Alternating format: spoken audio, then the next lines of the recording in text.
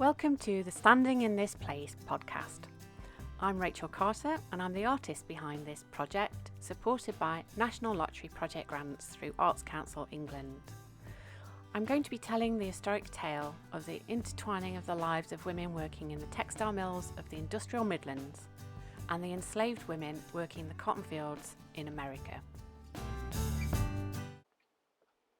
Welcome to this special episode of the podcast, where I'm going to introduce you to a fantastic group of women called the Sugar Stealers.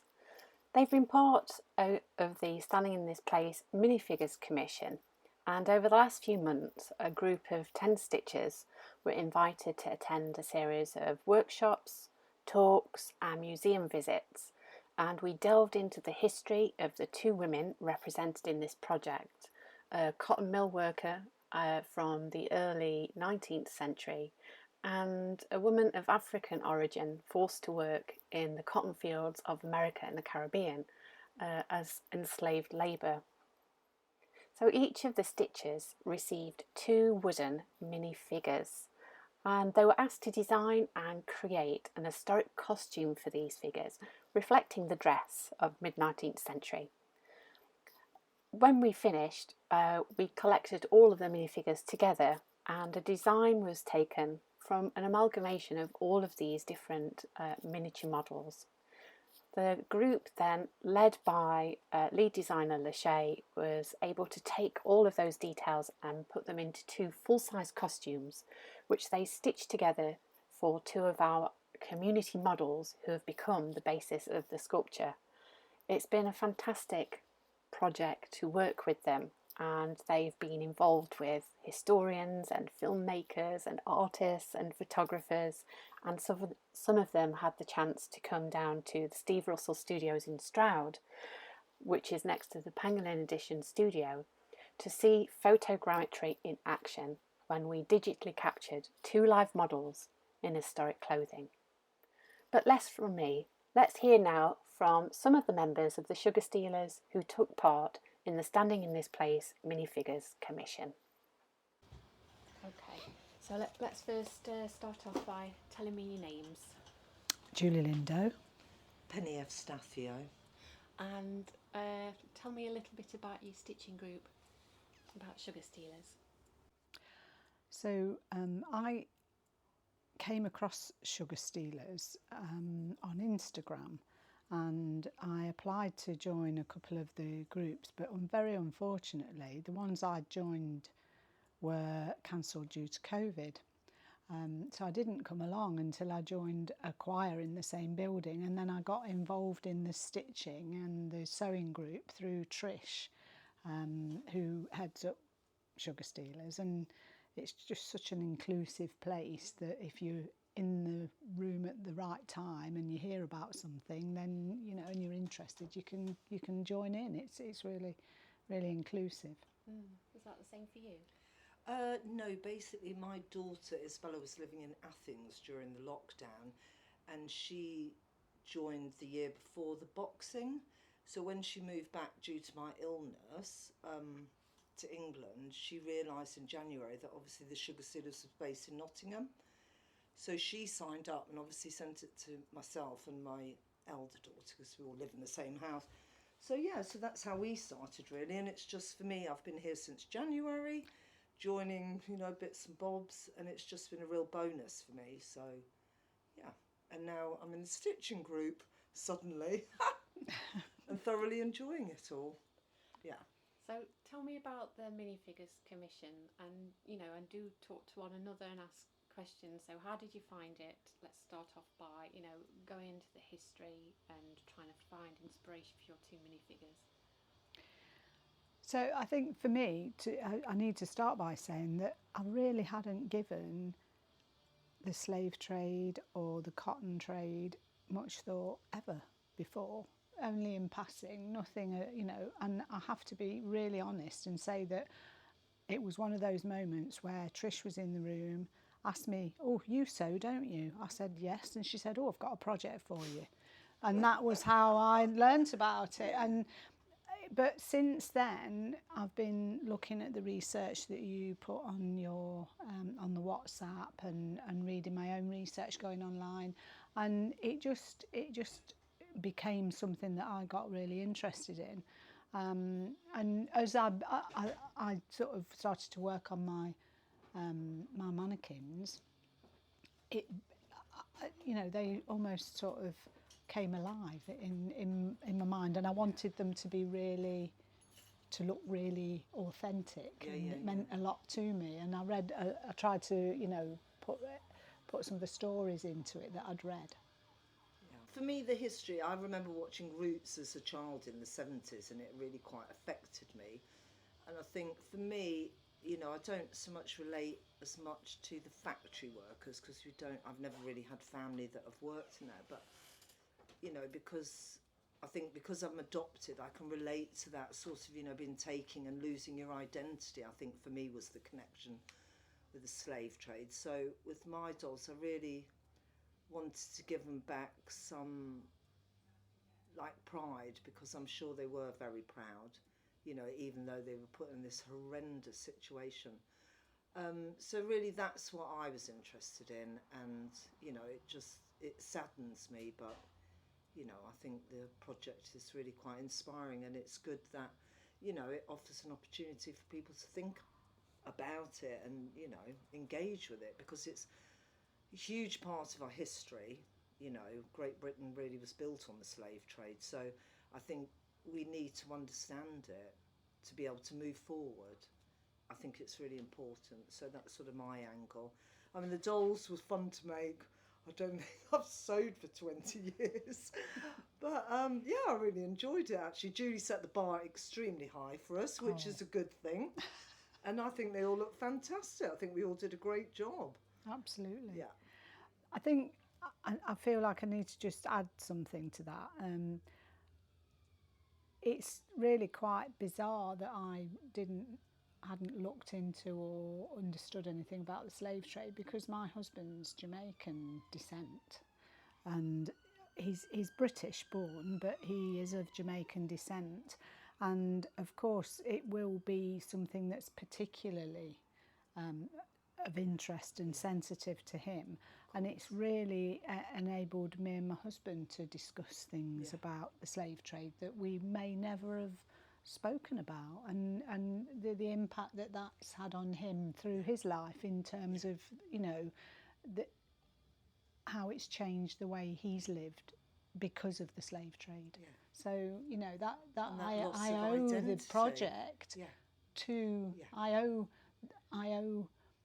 a thanks to the project, really, in terms of being able to delve into that side of my husband's heritage. Beautifully put. Thank you very much. Thank you. Will that do? Perfect. Yeah. So let's start by telling me your name. Hi, Apostle. And how did you get involved in the Sugar Stealers? So I got involved with Sugar Stealers through basically their directors. I work with them on a different project they do called Circle of Light. And then they basically asked me, there's this other sewing project, do you want to be involved? I was like, yeah, I should love to hear about it. So then went to the initial meeting, and I really liked the whole idea, so that's how I got involved. And so how was it for you sort of delving into the history? Was there anything that came out? Was there things that you didn't know? So tell me about the history. I think history-wise, it was very interesting to go into the research, particularly for the mill workers, because that's something I hadn't really thought about or ever learned about, really. And then equally on the other side, the enslaved field workers, while we've obviously in education been brought up to learn about it, going in and actually being able to listen and read accounts from the actual people themselves was basically something different, and something that I really, I would say enjoyed, but it was also very educational. Yeah. So then approaching your minifigures, tell me a little bit about the direction that you went. Cool. So I basically went in the direction of, I want to tell the stories of these figures as people, not just as figures of the past. And I wanted to tell them, so as people, both the good and bad, not just the good or just the bad, and like blurring anything. So, as I said, with enslaved workers, I went to actual diaries and audio tapes of the actual people and listened to what they said and basically incorporated some of the things into my design. And then likewise with the mill workers, it was a bit harder to find things, but there was some things that I was able to find or that you were able to give to us. Like, for example, there's one tale of a list of things of what mill workers were punished for, and one of them was that they went out and they basically scared everyone with blood. And I thought that's a great story, and I wanted to put it into my minifigure. That's wonderful. Is there anything else that you'd like to add, or have you enjoyed being part of the project?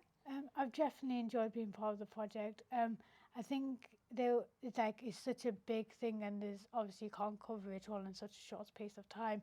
But it was an amazing opportunity, and I can't wait to see how everything comes out and all the conversations that will bring up in the future. Thank you, Husna. Thank you.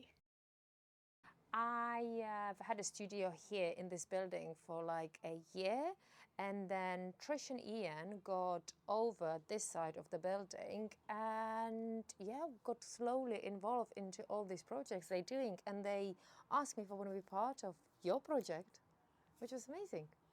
So tell me about delving into the history. Did you uncover new things? Definitely. I remember when we first went to the museum in Derby, it was very inspirational. And then even before I started digging into it, and I uncovered, because obviously I make clothes, and I uncovered like all this interesting information regarding to like orders and like manufacturing and how it was way before, because in my mind I thought the production of the clothes is more like a current thing, last, let's just say 50 years, but it actually happened way before, which was very surprising to me.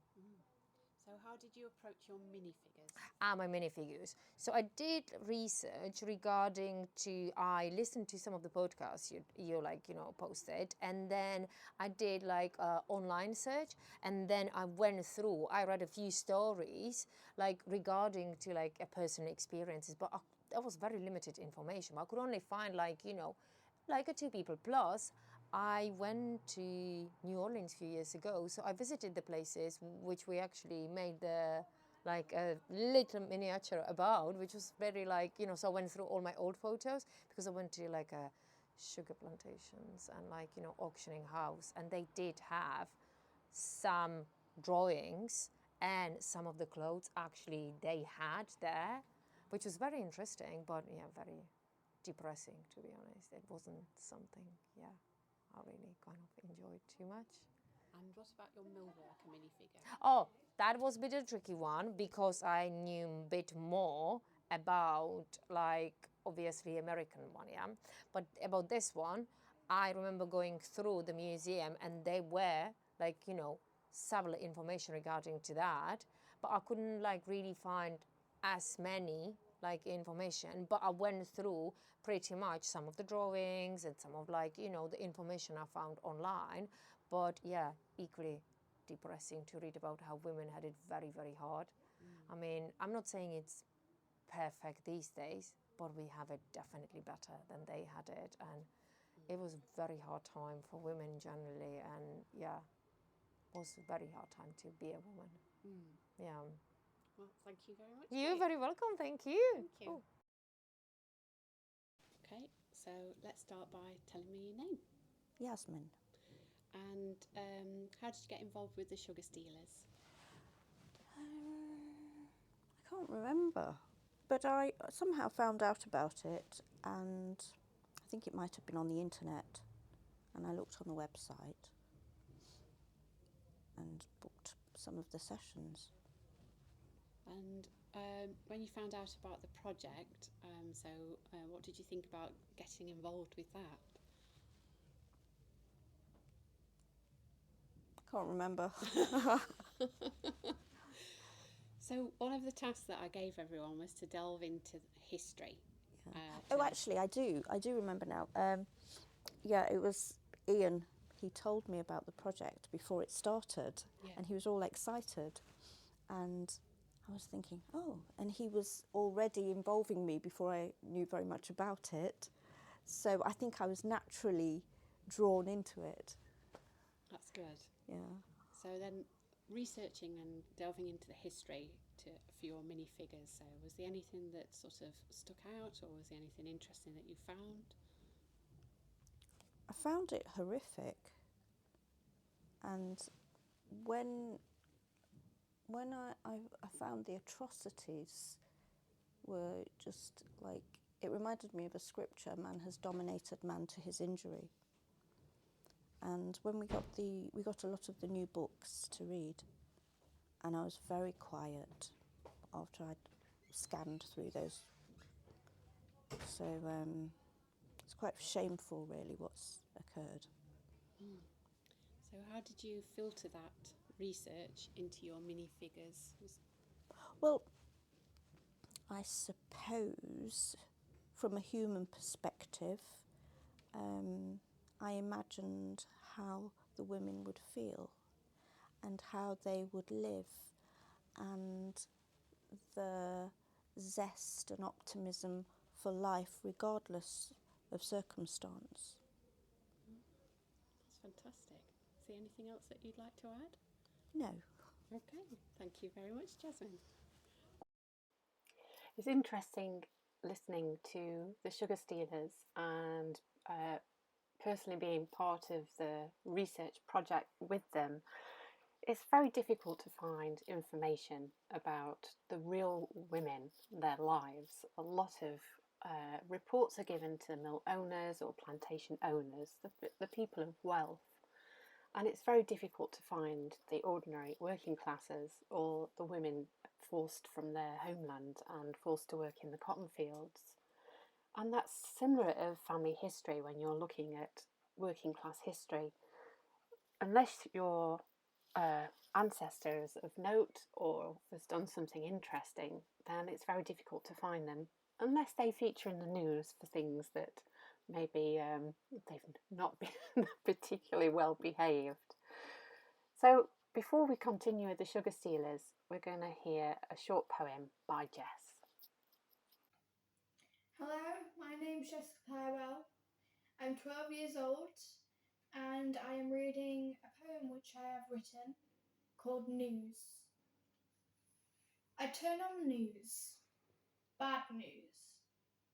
Guns, violence, murder. Weapons, death, torture. The news is a monster that consumes you and worries about the world. Good washes away in waves, leaving you to doubt yourself. Rules restricting our lives, putting us in a box or behind a barrier.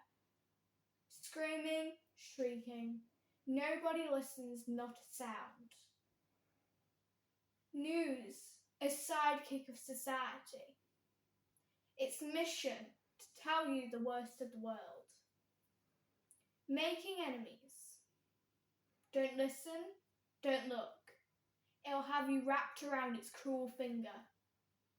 Look at the world, look at it with a smile. Don't give in to it like the others have. Their minds made to believe what it says, like a comfort blanket. Whilst most of us walk on fire, not believing a word. Thank you for listening. Well, thank you very much for that fantastic, powerful poem, Jess. So let's continue talking with the Sugar Stealers. My name is Antoinette Thompson. And how did you get involved with Sugar Stealers? Well, I sometimes ask myself that question. I was told by a friend about this space and that it was something to do with women and women's empowerment. So I came because I think all women, no matter how confident you are, you kind of need to be reminded that you should take up space in this world. So I came to do a course. It was women's empowerment with a wonderful, wonderful young woman, much younger than me, but she had so much to teach me, even though she's probably half my age. It was an 8-week course and I thoroughly enjoyed it. So on the back of that, I got to know the organisers here. I'd literally just said something about a sewing machine, and the organiser remembered it and just came back to me about 8 weeks later and said, "You said you were interested in sewing." It's an amazing memory. So that's how I ended up coming here and getting involved in the project. So we started off by delving into history. Yes. So how did you find that? Was there anything that you uncovered that really stuck out to you? Okay, so I had a really interesting journey in terms of the research. I just did what everybody else did. I looked at the book, I read the relevant literature that we all shared online. It was interesting.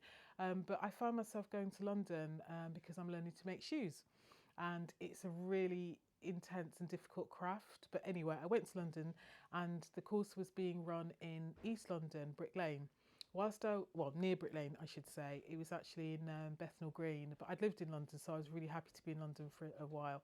So whilst in London, in East London, I was intent on going to Brick Lane because that is the home of calico and fabric, or it was for me when I lived in London. I used to go over there quite often. Anyway, I went to find out if the shop that I wanted was still there, and it was. So I went to buy some calico from an Indian man for whom calico has got a kind of spiritual and emotional connection because it was produced there. Then we started talking about the Indian government, and he was incredibly polite. But when we started talking about the Indian government, he started to swear. It was a really funny moment, comedy moment. He just kind of was like a different person. But anyway, we talked about calico and about oppression, about the government, and made links. And the weird thing for me is that when I stepped out of the shop,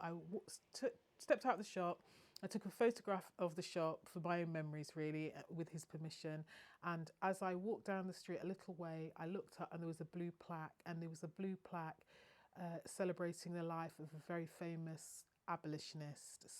Yeah, and I was like, this is amazing. I must tell Rachel when I see her. I took a picture of it, but can't find it on my phone, but it's there somewhere. And I just thought these moments are here. There's like layers and layers of history with Brick Lane. There was him, the oppression of his people, the making of the calico, the fact that most of those shops have gone now because all the trendy vintage shops have moved in. It's horrible for me to see how it's changed. But anyway, that's what it is. But there was tiny reminders of the slavery trade, what happened for Indians during partition and after and before, obviously, and also the fact that really that part of London is built on exploitation of lots of ethnic groups, and they all have a stake in it. So that's why I was there.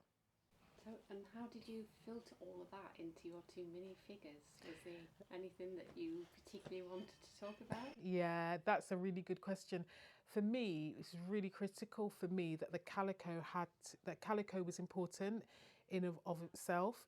I discovered that enslaved people were made to wear calico or a version of calico, often a rougher fabric. But calico was very, very significant.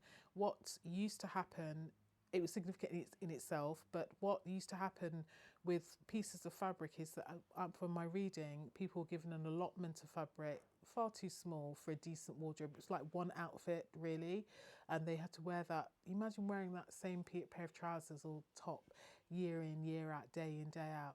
And I found out, which really affected me, that when men sort of discarded their fabrics and I think actually died, because people forget that slaves did not live very long. When men died, the trousers they were wearing were sort of taken by the women. They would put them on and they would fold them up, make them somehow wearable, and they would tie rope or string around their knees to keep the folds in place and to stop basically insects crawling onto them while they were working in the fields and in the heat. And it's just something about wearing the trousers of somebody who's died out of terrible fabric, dirty, stained, but actually only having that little tiny layer of protection against you and vermin, insects and things that bite you, even kill you or carry infection. So the calico is important. So basically what I did is translate that thinking and that anger, actually, and that disgust and that upset into my minifigure. And so I made a minifigure, female, with those trousers on, and she had tiny bits of thread around her knees, which I drew from an item in my house. Yeah. That's wonderful. Thank you very much, Antoinette. Okay, Perfect. you're welcome. So my name is Lachey Wright. And how did you get involved in the Sugar Stealers? I was involved via Ian, who's also part of it, as he was an ex-teacher of mine whilst I was studying at university. Ah, right. And when the project was presented to you and we started delving into the history, was there anything that kind of jumped out at you, or or something that you wanted to know more about? Yeah, I think just the fact that it it touches my heritage, and it's bringing it closer to home. And because I'm also interested in involved in fashion, it was like connecting the dots and having being part of history. And history is not my strongest subject, but I do enjoy it. So it's like re-educating yourself now and making it make sense in it and seeing how it fits into the world to today. So to me, it's important to bring forward history and to make it relevant and to connect the dots, and for the younger generation. Oh, beautifully put. So when you was asked to make two minifigures based on the history that you'd uncovered and delved into, tell us a little about the designs that you came up with, and was there anything specific in the history that you found that inspired your model? Yes, so with the field worker, I really like the idea that some of their dresses used to have cord through the bottom in order to also act like a bag, to be able to hold more cotton. So I really wanted to implement that into the design, and which I tried to like put some string around it. And then I also what I because they didn't have many clothes, and some of them were then having to be repurposed for best. I did want to try and double up the skirt so that it would be one way for when she's working, another way for when she's going out on her Sunday best. But because it was very miniature, it was a bit difficult because of the texture of the main fabric that I wanted. It was a bit thick, but that was one point. And also with the shirt, I tried to make it very like fine fabric in order for it to be breathable and easily to wash, and probably like they were probably air dry these things, so it would have been a quick turnaround. So they were the kind of things that I picked up on. And also the fabric was like the lace bark that what I found in the research, and they would use that, a natural resource, in order to make garments out of. So yeah, I wanted to try and incorporate those things as well. Mm, wonderful, thank you. Is there anything else that you'd like to add, Lachey, before we finish off? Yeah, I just think it was really important and interesting to be part of the project. And just because Nottingham is known for its lace, and then just bridging the gaps together, and just also just to understand more what it was like for the conditions of the women that worked in the factories also. There is similarities to these two different types of women. um the worlds are totally different, but there's a lot of similarities in that. And I think that just again is the beauty in the world. No matter where, there's lots of differences, but there's also lots of beautiful similarities which bring us together, which Mm, make the world. So it's just another part of history, and knowing that this is going to be there for the future, this is going to live longer than me. So it's just, yeah, really important to be part of things, I think. wow, that that's beautifully put again. You just Thank have a you. way with words that you just, yeah. Oh, thank you. Thank But you yeah, no, so much. it was really good. Thank you so much for being part of the project. And thank you also. Thank you for allowing me to be part of it and be lead designer. It was really good. I was really grateful and proud. Thank you. Thank you. Over the coming months, the project will be developing, and there's lots of ways that you can get in touch and find out more. Just head to my website and click on the project page, Standing in This Place.